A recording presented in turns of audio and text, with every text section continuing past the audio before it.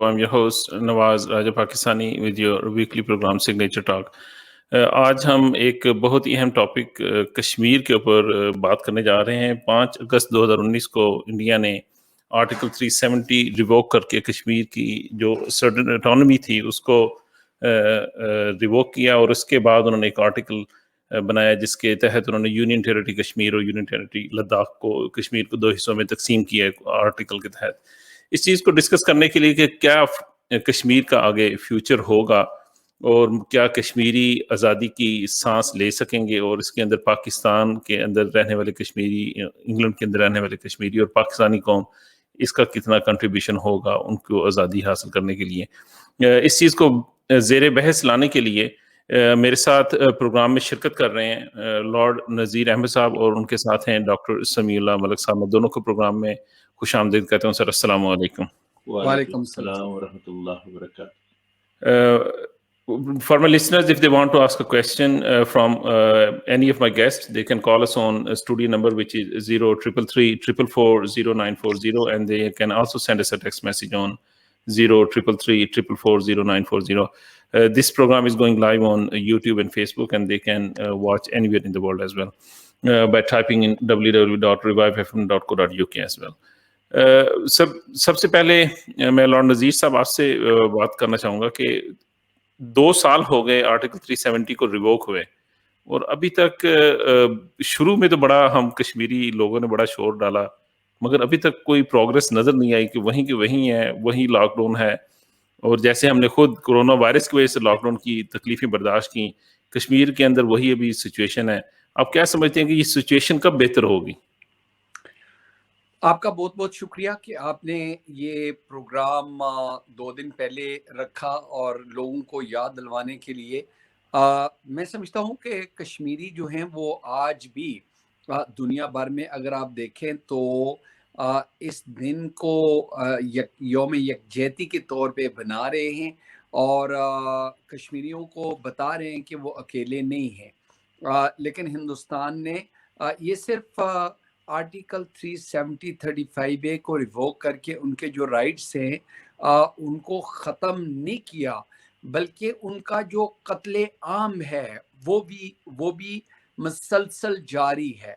Just in July, just to remind you, 37 लोग जो हैं वो शहीद किए गए, जिसमें 2 औरतें भी शामिल हैं।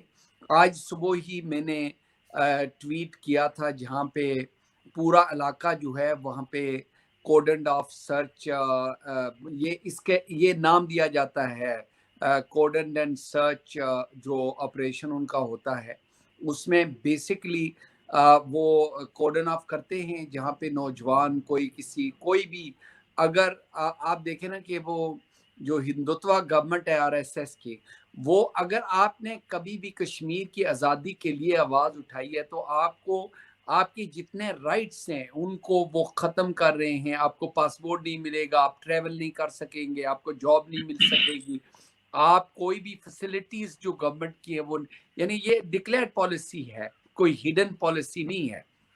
ये ऐसे ही है जिस तरह हिटलर की नाज़ीज़ की पॉलिसी थी जूइश कम्युनिटीज़ के खिलाफ, ऐसे ही कश्मीरियों के साथ हो रहा है। तो मैं समझता हूँ कि कश्मीरी जो हैं और अगर प्राइम मिनिस्टर पाकिस्तान इमरान खान साहब को भी देखें, वो भी मुसलसल ये जो इश्यू है इसको रेज कर रहे हैं। यस, अगर आप ये कहें कि भाई पाकिस्तान अपनी फ़ौज को ले जाके उनको आज़ादी के लिए कोई कोशिश नहीं की, तो ये एक अलग बहस है कि क्या जिस तरह तुर्की और अज़रबैजान ने नगोर्नो कराबाख को मिलिटरीली जाके आज़ाद करवाया, क्या पाकिस्तान को भी ये करवाना चाहिए था? ये एक अलग प्रोग्राम रख सकते हैं। लेकिन जो आज की जो मेरे ख्याल में ये जो इश्यू है, कल फॉर एग्जांपल मैं अगर राय साहब आपको बताऊं कि कल गुज़िश्ता यस्टरडे कल पूरे का पूरा एक इलाका जो है वहाँ पे एक कोर्डन ऑफ करके हिंदुस्तान की फौज गई और 50 लोगों को उन्होंने अरेस्ट किया। 2 नौजवान शहीद किए, उसमें से हमारी बहनें भी हैं, बहुत सारे ऑब्वियसली नौजवान हैं जिनको उठा के ले जाते हैं। تو یہ سملر پالیسی ہے جو اسرائیل ویسٹ بینک کے اندر کر رہا ہے، غازہ کے اندر کر رہا ہے. میں بہت پہلے جاتا رہا ہوں فلسطین کے اندر، وہاں پہ بھی یہ کیونکہ بیسکلی ہندوتوا اور یہ جو ہندوستان کی گورنمنٹ ہے یہ زائنسٹ گورنمنٹ کے ساتھ مل کے انہی کی جو پالیسی ہیں وہ فالو کر رہے ہیں. وہاں پہ بھی جو اسرائیلی فوج تھی آج بھی ہے، وہ اپنے فوجی بھیج کے اس علاقے سے نوجوانوں کو پک اپ کر کے اپنی جیلوں دہشت پھیلانے کے لیے، اور وہ دہشت پھیلانے کے لیے بچے جو ہیں وہ اٹھا لیتے ہیں. اور یہ ایسے ہی ہے کہ فرعون جس طرح موسیٰ علیہ السلام پیدا نہیں ہوئے تھے تو جتنے بچے اسرائیلائٹس کے جتنے پیدا ہوتے تھے ان کو وہ قتل کر دیتا تھا، ان کو مار دیتا تھا. آج یہ ایسا نوجوانوں کے ساتھ یہاں مقبوضہ کشمیر کے اندر اور اسرائیل کے جو قبضے کے اندر فلسطینی علاقے ہیں وہاں پہ بھی ہو رہا ہے. تو یس، اگر آپ یہ کہیں کہ ہم نے کچھ نہیں کیا، کچھ نہیں کر سکے، لیکن میں آپ کو بتاؤں کہ آپ کے پروگرام کے بعد میرا اور بھی ویبینارز ہیں. میں اس ویکینڈ کو وہاں جا رہا ہوں، اسپین جا رہا ہوں، پھر میں جا رہا ہوں جناب ایتھنز جا رہا ہوں.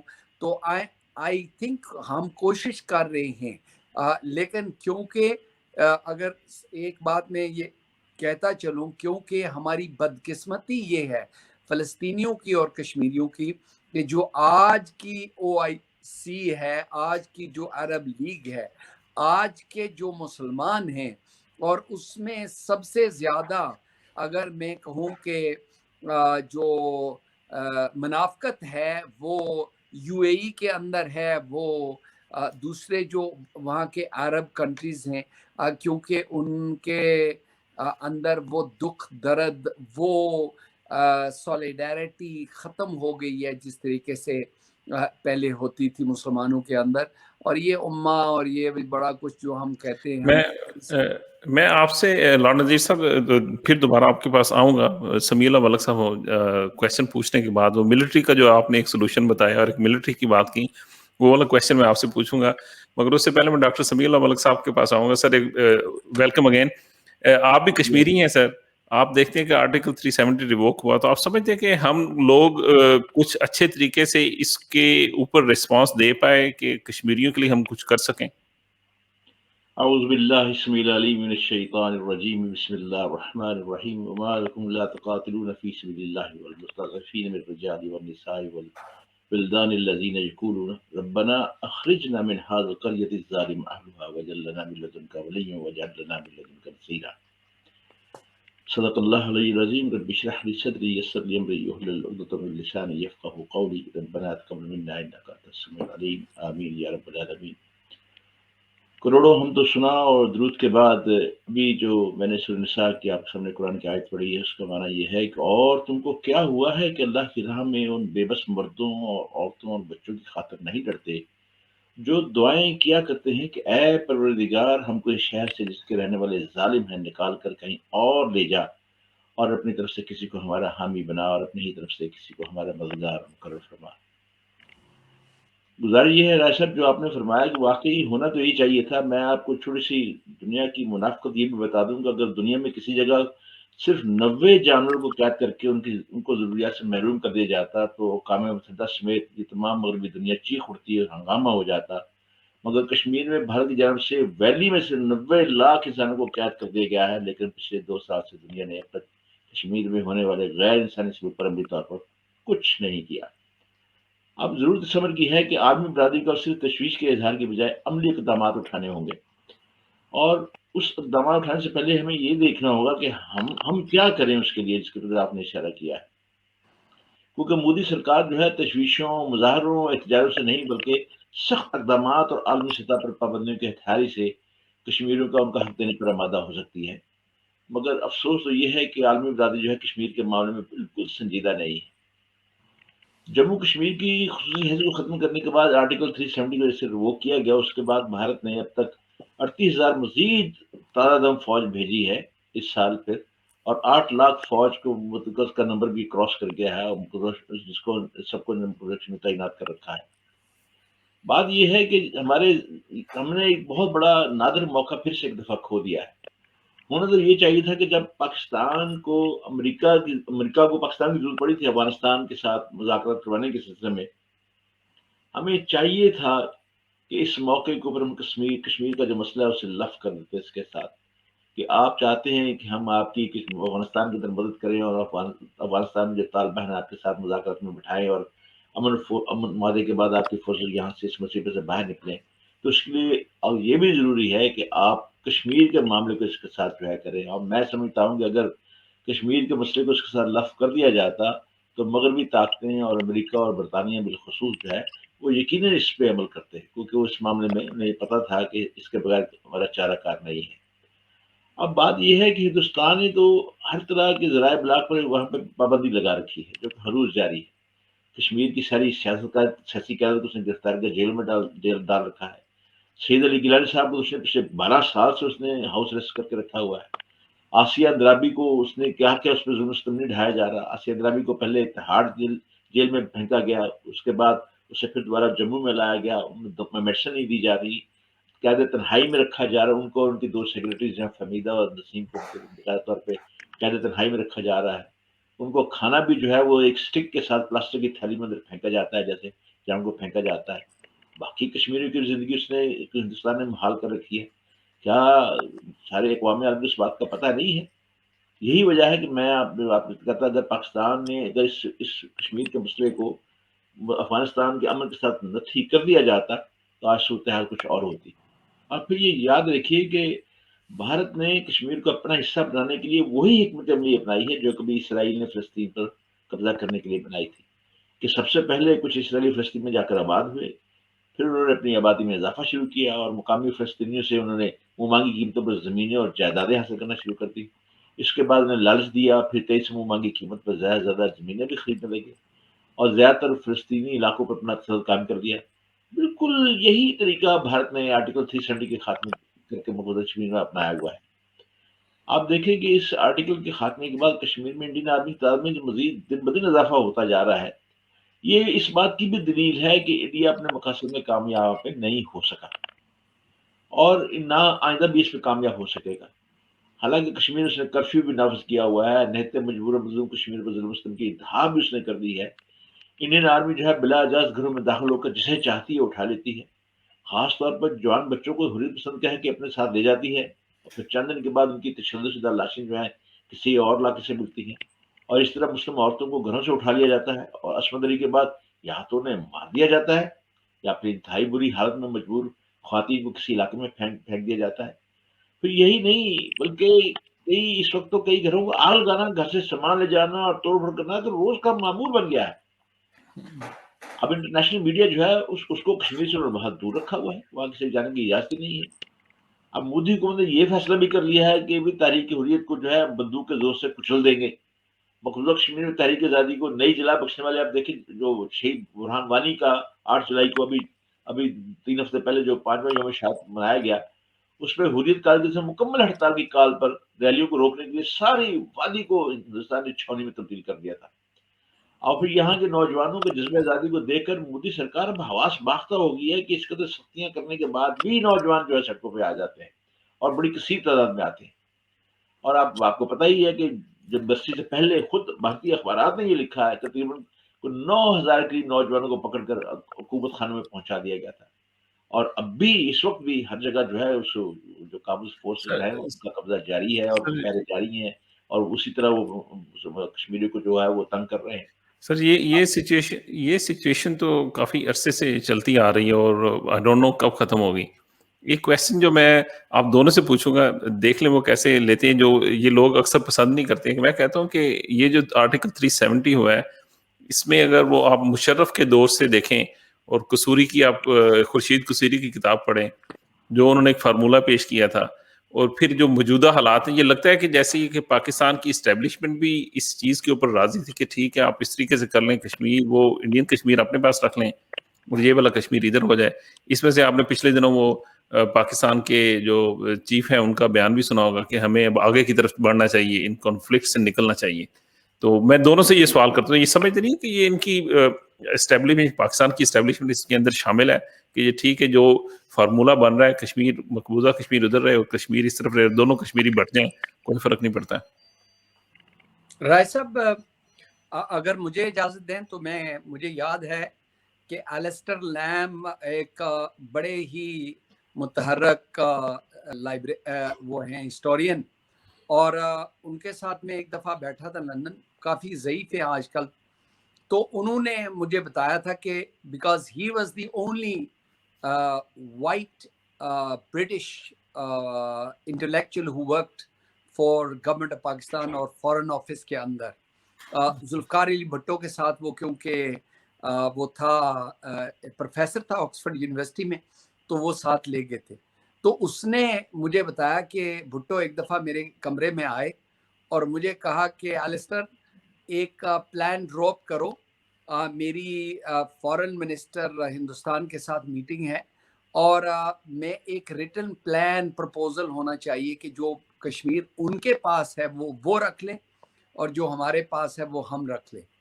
یہ میں بھٹو صاحب کے زمانے کی بات کر رہا ہوں, اور وہ کہہ رہا ہے کہ میں نے لکھا, وہ پرپوزل لکھ کے فورن آفس میں ابھی بھی ہوگا اور میں نے بھٹو صاحب کو دیا, لیکن پتہ نہیں جسوت سنگھ یا کوئی سنگھ جو بھی اس وقت کا جو فارن منسٹر تھا, ہندوستان نے وہ پرپوزل ریجیکٹ کر دیا کیونکہ انہوں نے کہا کہ وہ جو ہے وہ پورے کا پورا کشمیر لیں گے. یہ تو ہمارے اگر آپ دیکھیں تو میرے خیال میں یہ جو بیک ڈور ڈائلاگ ہوتا ہے انٹیلیجنس سروسز اور یہ اسٹیبلشمنٹ کا, اس میں اگر آپ دیکھیں تو جب گلگت بلتستان کو صوبہ بنانے کا سارا جو تھا, میں نے اس کو اپوز کیا, میں وہاں پہ گیا, ملک صاحب کو شاید یاد ہو, میں انگلینڈ سے جا کے میں نے جو نیشنل پریس کلب ہے وہاں پہ ایک نیشنل کانفرنس بلائی جس میں راجہ فاروق حیدر صاحب بھی تھے, ساری پولیٹیکل پارٹیز وہاں پہ موجود تھی, اور میں نے کہا کہ اگر آپ یہ کریں گے, اگر آپ گلگت بلتستان رائٹس ان کو دینے چاہیے, ان کی نمائندگی ہونی چاہیے, وہاں پہ الیکٹڈ گورنمنٹ ہونی چاہیے, وہاں پہ ان کو کہیں کسی سسٹم کا حصہ ہونا چاہیے, لیکن آپ اگر اس کو پاکستان کا صوبہ بنا دیں گے تو پھر کل ہندوستان بھی لداخ کو بنا لے گا, پھر جموں کو بنائے گا, پھر آہستہ آہستہ جو یہ رائٹ آف سیلف ڈٹرمنیشن کی بات ہم کرتے ہیں کہ فری فیئر اینڈ امپارشل پلیبسائٹ پورے کشمیر کے اندر وہ ہونا جو ہے وہ بڑا مشکل ہو جائے گا. اگر شاید اگین میں کیونکہ رائے صاحب آپ ینگ ہیں, ملک صاحب کو یاد ہوگا کہ میں نے جنرل پرویز مشرف صاحب کے ساتھ بہت ساری جنگیں لڑی. ایک جنگ جو تھی وہ جب یہ اوورسیز پاکستانیوں کا جو میک اپ کارڈ ہے, اس کا ایک تو قیمت کی جو میری اسٹرگل تھی کہ وہ یہ $300 وہ کہہ رہے تھے, میں نے کہا کہ یہ $15 یا $10 جو ہے ہونی چاہیے, 10 پاؤنڈ, کیونکہ ہم لوگ افورڈ نہیں کر سکیں گے جس کے 8-7 بچے ہیں. لیکن دوسری بات یہ میں نے کہی تھی کہ جو کشمیر آزاد کشمیر میں پیدا لوگ ہوئے ہیں ان کے کارڈ کے اوپر سرخ لکھا جائے کہ باشندہ ریاست جموں اور کشمیر, کیونکہ جب بھی یہ جو پلیبسائٹ ہوگا تو ان کو رائٹ, میرے کارڈ پہ ابھی بھی لکھا ہے, سب کے لوگوں کے اوپر لکھا ہوا ہے. اب میں نے نوٹس کیا ہے کہ کچھ کارڈ سے وہ انہوں نے ریموو کر دیا ہے.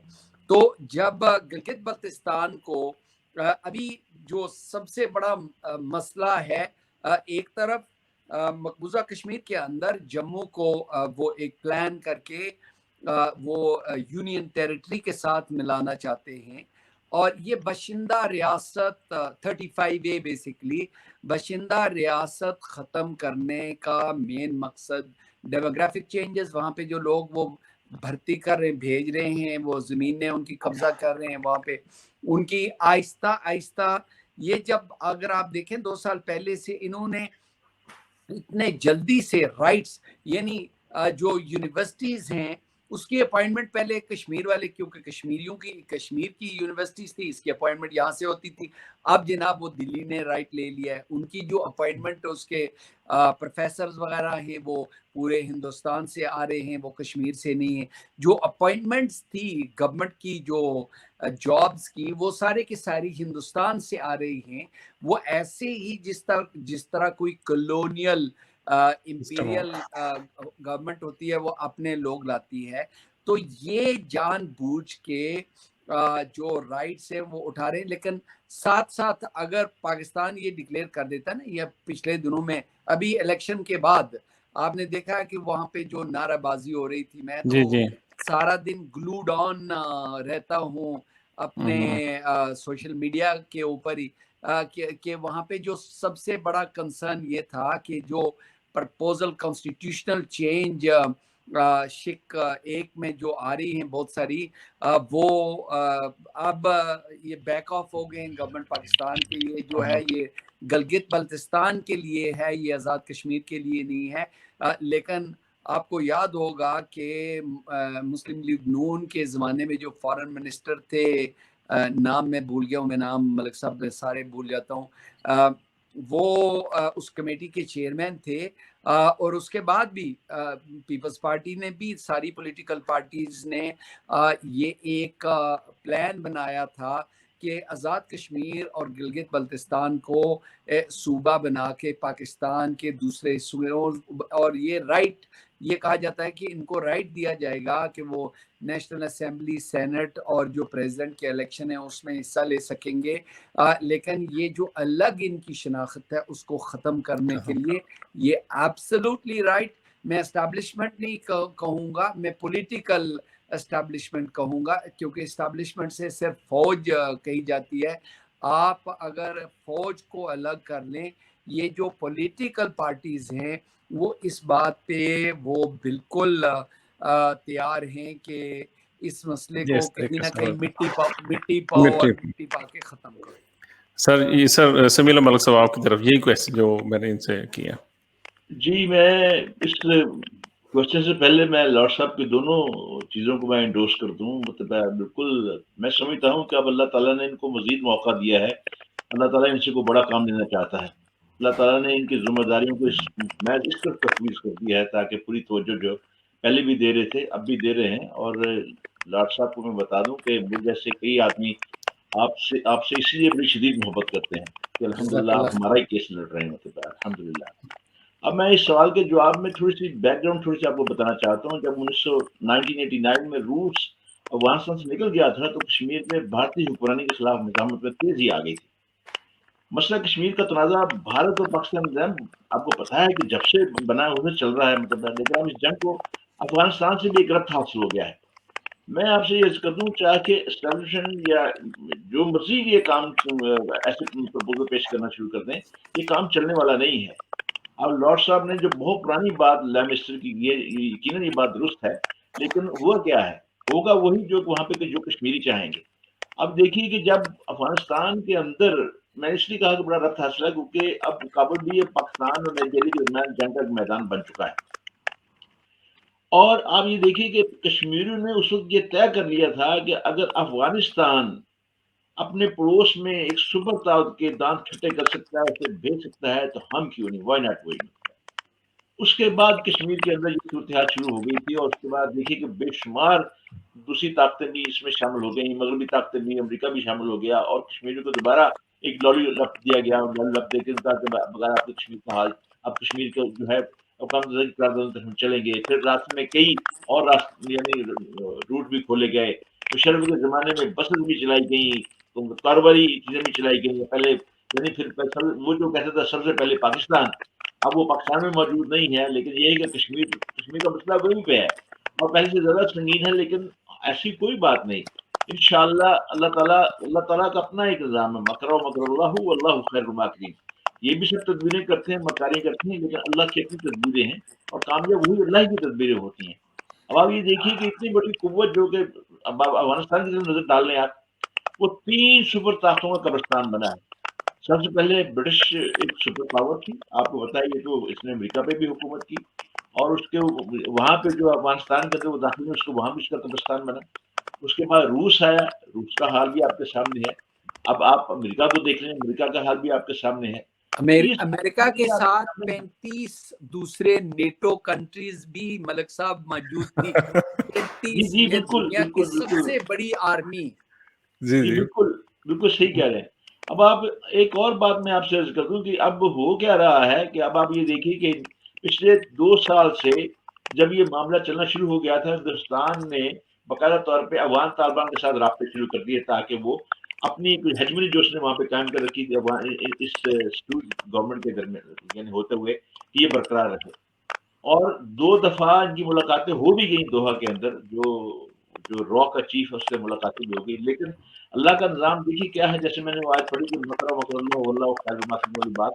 اب دیکھیے کہ انہوں نے کیا کیا، ہندوستان نے اپنے سفارتکار انداز سے نکالنے کے لیے 2 C-130 جہاز بھیجے وہاں پہ، اور اس کے اندر 40 ٹن جو گولہ بارود بھیج دیا. وہ پکڑے گئے، پتہ چل گیا طالبان کو، وہ بھی پتہ چل گیا. اب اس کے بعد چند دن پچھلے ہفتے ہوا، دیکھیے وہاں پہ ایک ڈرون اٹیک ہوا. اب وہ سارے حیران ہیں کہ 7 بیسز جو ہیں افغانستان کے، وہ تو امریکہ نے ان کے افغان فوج کے حوالے کر دیے ہوئے ہیں، اور وہاں پہ تو کوئی ڈرون جہاز نہیں ہے، کوئی ایسا ڈرون حملہ جہاں سے ڈرون حملہ. I have to interrupt, سبیل ملک صاحب, I have to interrupt you. Lord Nazir صاحب نے بھی جانا ہے, انہوں نے آدھے گھنٹے کے لیے کمٹمنٹ کی تھی, تو ان شاء اللہ تعالیٰ آفٹر دا بریک ہم اس ٹاپک کو کنٹینیو کریں گے. جاتے ہوئے میں لارڈ نذیر صاحب کا شکریہ ادا کروں گا کہ آپ نے سے ٹائم نکالا. اگر آپ نے کچھ جاتے ہوئے پیغام دینا ہے آپ کشمیری بھائیوں کے لیے تو سر پلیز. میں خود بھی لارڈ صاحب کا میں خود بھی بہت شکر گزار. میں نے اس لیے آپ سے کہا تھا کہ آپ ضرور لیں آج, کیونکہ اسی حوالے سے میں ان کی زیارت کرنا چاہ رہا تھا. یہ اچھی بات, کیونکہ مجھے بہت اچھا لگا راجہ صاحب کہ میری آپ نے ملاقات ملک صاحب کے ساتھ چاہے آن لائن ہی کروائی ہے, ہو گئی ہے, اور ان کی خوبصورت باتیں, یہ ہی is probably the only person in United Kingdom جو ماشاءاللہ آرٹیکلز ہر روز لکھ کے پورے پاکستان کے اخبارات میں اور سوشل میڈیا میں, اور اچھے آرٹیکل جس کے ساتھ لاجک بھی ہوتا ہے. میں ہر روز پڑھ نہیں سکتا ہوں ملک صاحب, لیکن لاجک بھی ہوتا ہے, لیکن ساتھ ساتھ اس میں ہسٹورک فیکٹس بھی ہوتے ہیں. ملک صاحب کا شکریہ, راجہ صاحب آپ کا شکریہ.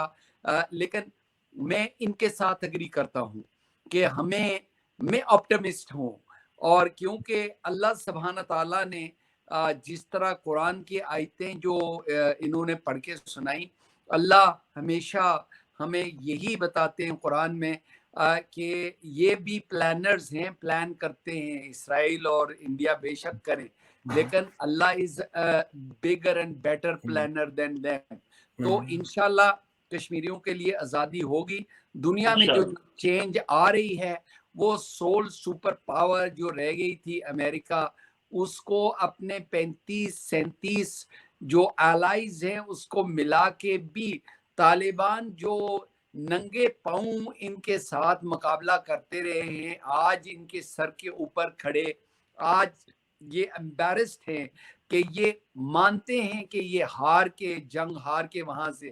اور ویسے بھی بہادر امریکہ جو ہے وہ آپ کو یاد ہوگا کہ صومالیہ میں بھی وہاں پہ جب گیا تھا تو بھاگ کے ہی آیا تھا, تو افغانستان سے بھی بھاگ کے گیا ہے.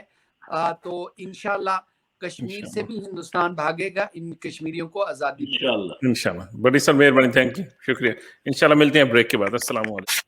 السلام علیکم, welcome back to revive FM 94.1. I am your host Nawaz Raja, Pakistani video weekly programme signature talk.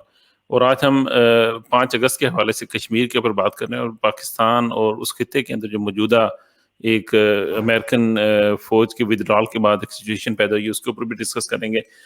Break سے پہلے ہمارے ساتھ لارڈ نذیر صاحب موجود تھے, تھینک یو, ان کا شکریہ دوبارہ ادا کرتے ہیں. دوبارہ ہم ڈاکٹر سمیع اللہ ملک صاحب کے ساتھ سر اسی وہاں سے شروع کرتے ہیں جہاں سے آپ نے میں نے آپ کو انٹرپٹ کیا تھا.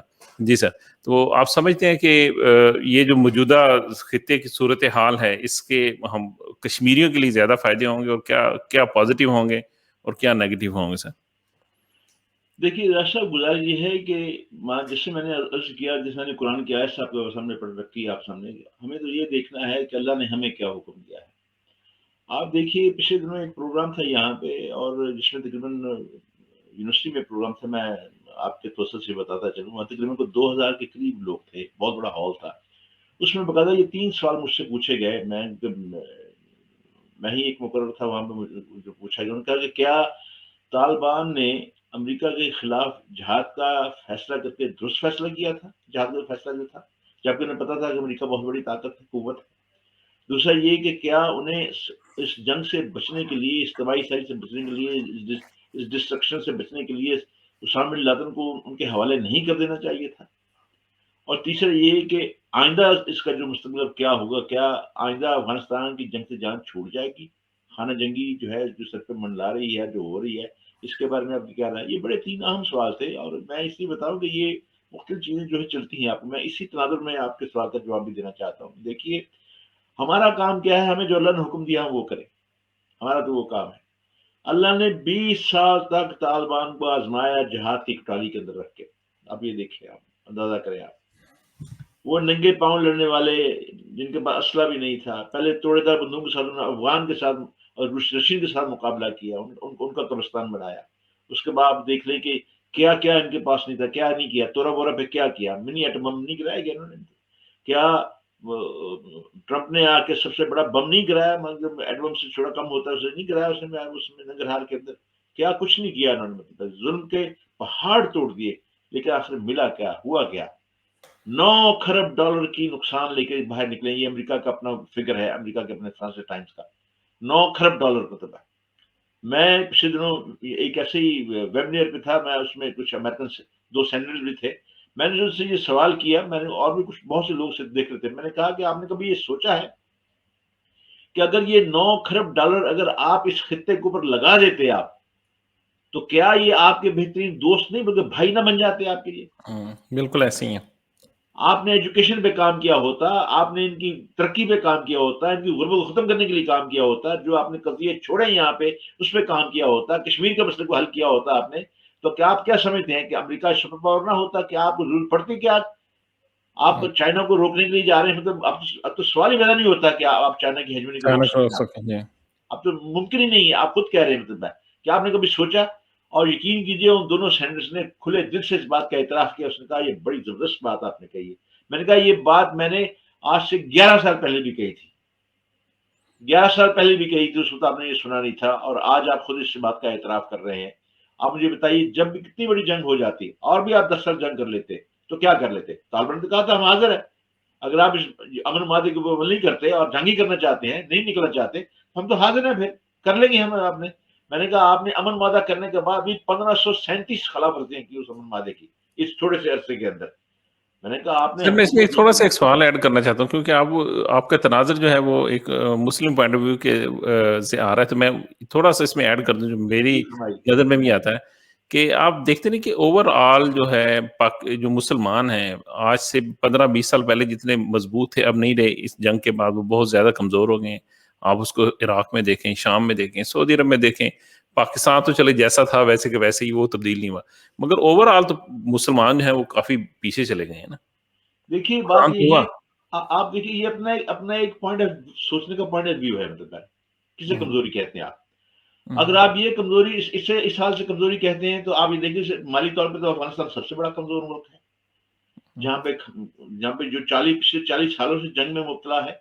روزانہ دھماکے ہو رہے ہیں، روزانہ لڑائی ہو رہی ہے. لوگوں کو اپنی جان کی سلامتی کی فکر ہے، انہیں یہ نہیں پتا کہ آج زندہ ہے کل سانس لے سکیں گے نہیں لے سکیں گے. اگر تو یہ کیا بات ہے کہ دنیا کی سب سے بڑی سپر پاور، وہ پاور جس نے اس بات کا، اس کے صدر نے اعلان کیا، اس نے کہا کہ ہم زمین پہ چلنے والے کیڑوں پہ بھی نگاہ رکھ سکتے ہیں، ہمارے پاس اتنی ٹیکنالوجی ہے. اب مجھے بتائیے وہ جو کیڑوں پہ نگاہ رکھنے والے تھے خود کیڑے بن کے کیوں نکلے وہاں سے؟ پھر باہر کیوں نکلے؟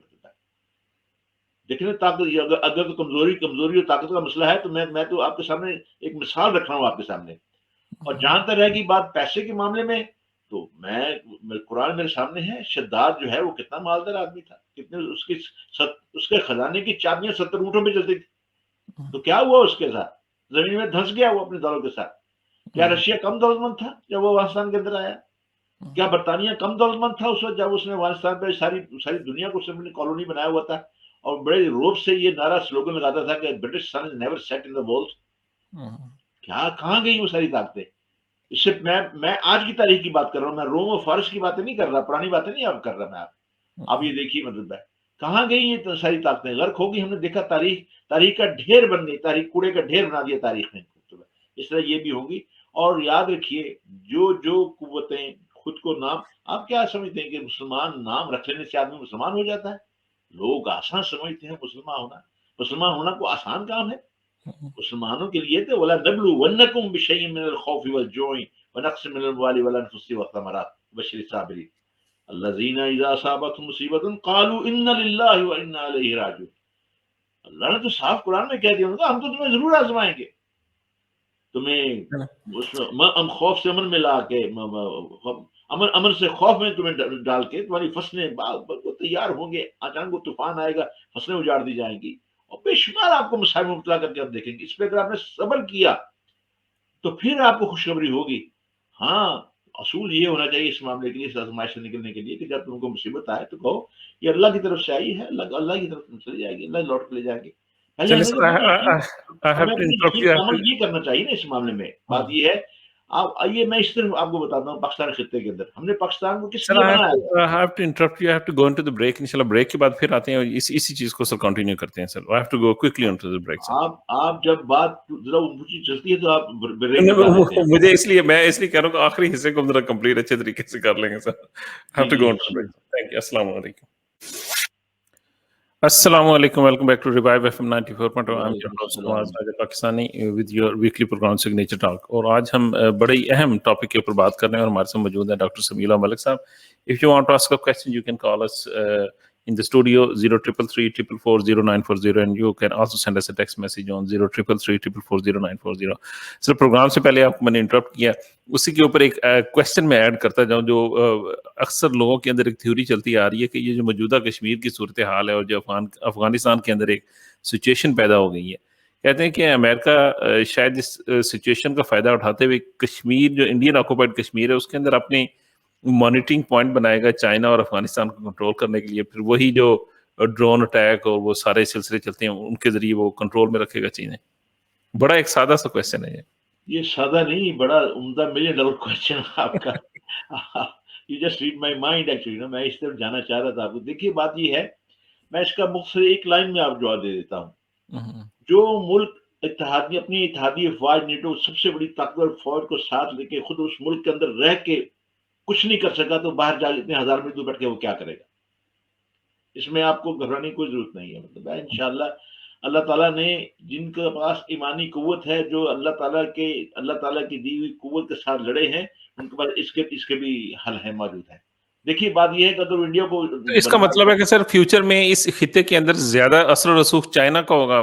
دیکھیے میں دیکھیے لاجک کی بات کر لیتے ہیں, گراؤنڈ ریئلٹیز کیا کہتی ہے. اب آپ یہ دیکھیے کہ ہندوستان نے جو ہے وہ اپنے سفارتکار نکالنے کے لیے جو C-130 بھیجے, آپ سب کو پتا ہے کہ وہ ٹریس ہو گیا, اس کا روٹ بھی آ گیا, عالمی ذرائع ابلاغ بھی آ گیا کہ اس نے ایران کی سرزمین کو استعمال کیا.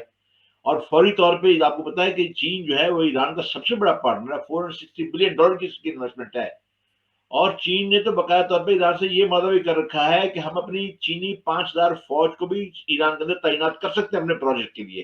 اس میں باقاعدہ سگنیچر ہو چکے ہیں, ایران اور چین میں اتفاق ہو چکا ہے اس بات کے اوپر. اب آپ یہ دیکھیے کہ اس کے فوراً بعد ایران, اب دیکھیے ہندوستان نے چاہ بہار کے اندر کتنی انویسٹمنٹ کی تھی, ساری خاک میں مل گئی, ساری وہ گٹر میں چلی گئی.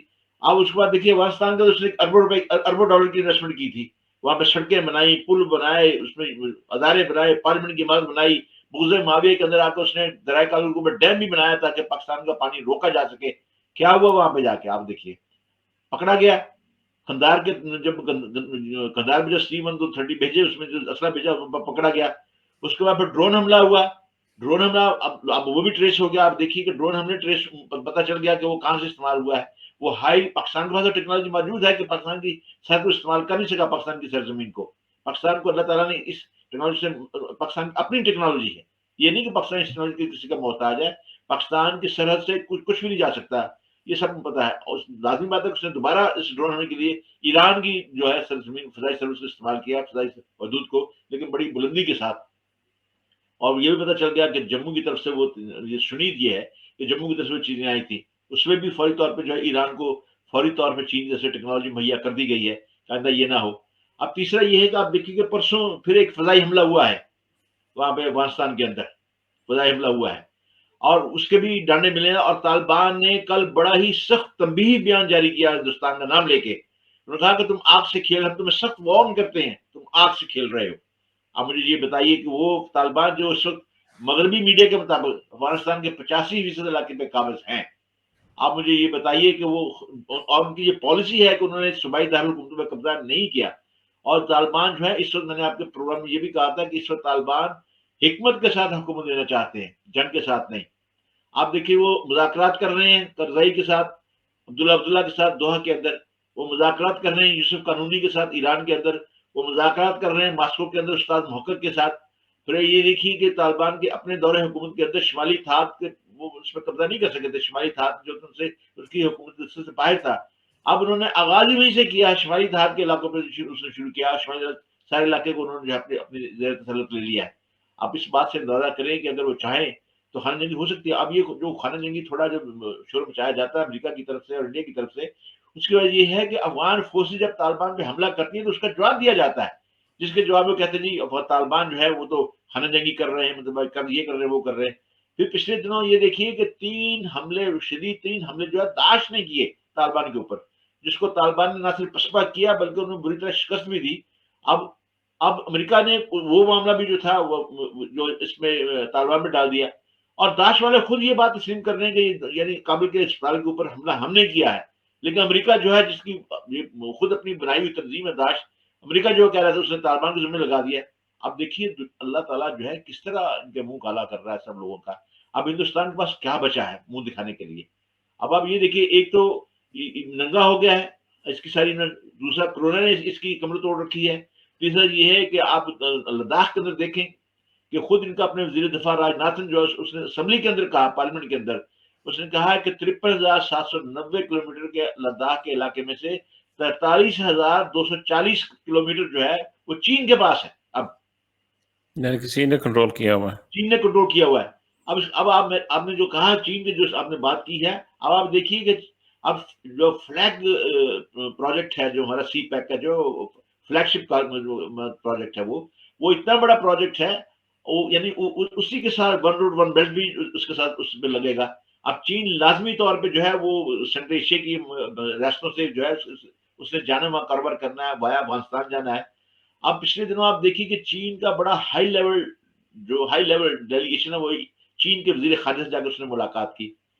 اور میں یہ سمجھتا ہوں ابھی انہی دنوں میں آپ یہ دیکھیے کہ پاکستان کے وزیر خارجہ وہاں پہ موجود تھے، ہمارے ISI کے چیف وہ بھی وہاں پہ موجود تھے چند دن پہلے، وہاں پہ ملاقات ہوئی. مطلب ہے میں سمجھتا ہوں یقینی طور پہ یہ معاملہ ضرور ڈسکس کیا ہوگا. میں اپنی تجزیاتی حص کی بنا پہ یہ بات آپ سے کہنا چاہتا ہوں کہ پاکستان نے یقیناً یہ معاملہ چین کے ساتھ ریز کیا ہے کہ نہیں، تو کرنا چاہیے. پر میں آپ کے توسط سے یہ پیغام دینا چاہتا ہوں، کیونکہ پتہ نہیں، مجھے پتا ہے کہ میرے سارے پروگرام تو ضرور واچ کرتے ہیں، یہ مجھے اس بات کا تو علم ہے. اور اس طرح سے میں ان کو، یا تو انہوں نے کیا تو بہت اچھی بات ہے، اگر نہیں تو انہیں کرنا چاہیے کہ سب سے بڑی انویسٹمنٹ چین کی ہے وہاں پاکستان کے اندر. اور چین کا کام ہے کہ وہ افغانستان کو یہ بتائے بھئی ساری جتنی بھی دہشت گردی ہوئی ہے، ابھی تاثر کے اوپر جو دہشت گردی ہوئی ہے وہ افغانستان سے لوگ آئے. اگر طالبان چین کو یہ دعوت دے رہے ہیں کہ آپ آئیں، ہم گارنٹی دیتے ہیں کہ آپ انویسٹمنٹ کریں، ہم اس کی بھی ضمانت دیتے ہیں، ہم آپ کو یہ بھی ضمانت دیتے ہیں کہ سنکیانگ کے اندر جو ہے کوئی بھی معاملہ ہماری طرف، ہماری سرزمین کو استعمال نہیں کیا جائے گا. امریکہ جس چینی گروپ کو استعمال کرنا چاہ رہا ہے، ہم اسے اپنی سرزمین سے استعمال نہیں ہونے دیں گے. رشیا کو بھی اس نے باقاعدہ طور پہ، تاجکستان کو، ازبکستان کو، سب کو افغانستان نے جو ہے گارنٹیز دی ہیں. اسی طرح چین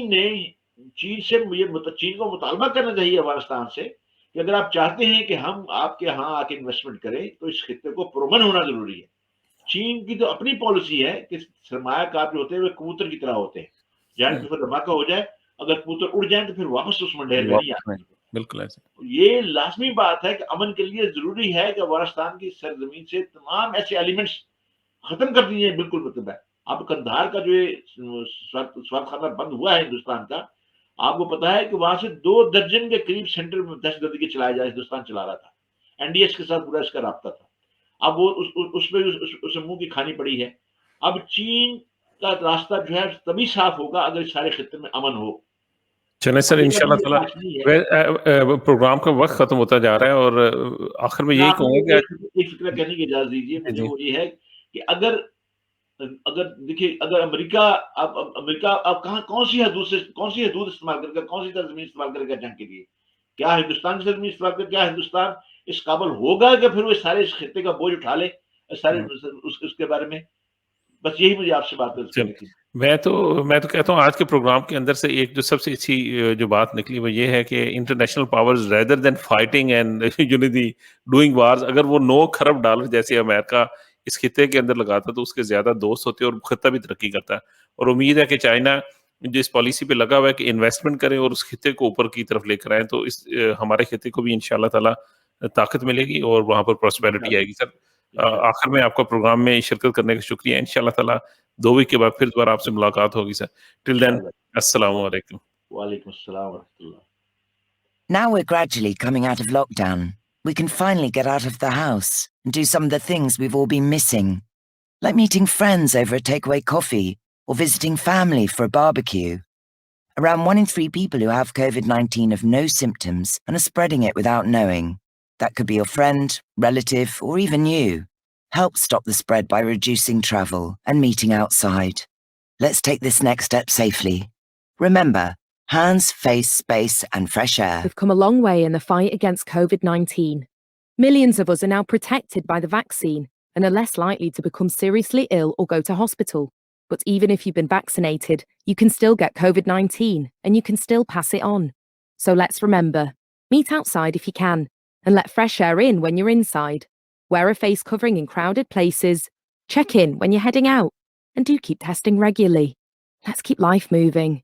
Find out more at gov.uk/coronavirus. This is Aisha. Her father died in an accident at a very young age. She lives with her mother and siblings. There are millions like Aisha who do not have access to the very basics of life, resulting in her and many others not being able to attend school.